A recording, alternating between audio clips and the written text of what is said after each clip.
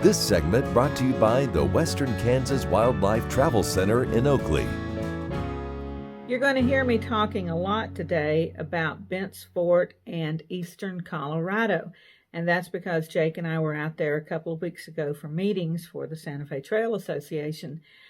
And as we were walking, it's just this beautiful hike. It was like teeming with life. You've got the bees humming because everything's in bloom. And there is this incredible swampy marsh. And the Joe Pye weed, I've never seen so much in one place in my life. It was stunning.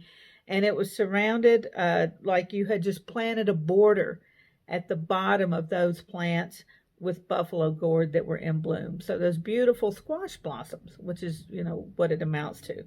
And it was so pretty, so pretty.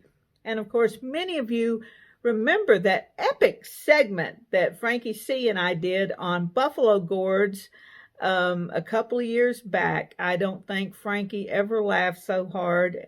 And I remember that we had to stop videotaping several times because we were both laughing so hard.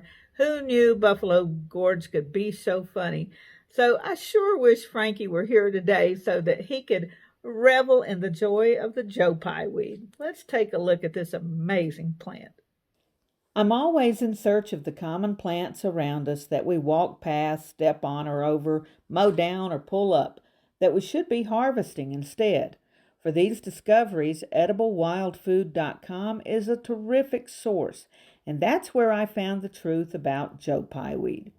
I have always loved the name, which may have come from a Native American, Joe Pye, J-O-P-I, who used this perennial plant to cure typhus in the 1800s.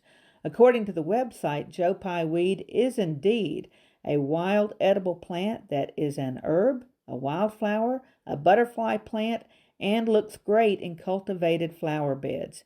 This is a hardy perennial that blooms when many other plants are finished, and it lasts until the last hard frost. When made into a tea, it has many health benefits. Its other name, gravel root, was listed in the U.S. Pharmacopoeia from 1820 to 1842.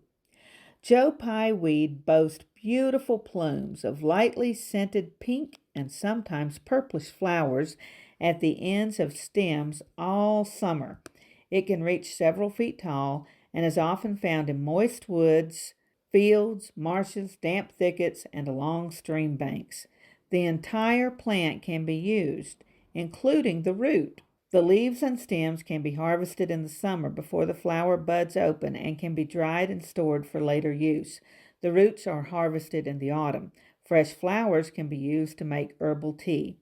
According to highcountrygardens.com, the flowers are loaded with nectar and pollen that attract native bees, honeybees, and butterflies. In the fall, many species set copious seeds that are both ornamental as well as useful for attracting and feeding small seed-eating songbirds. The plants are highly resistant to browsing deer and rabbits. The next time you drive by a clump or a field of Joe Pye, slow down, take a good look at this remarkable plant with the bees and butterflies taking advantage of the bounty it offers. It is a beautiful reminder to appreciate all the other things you pass by each day.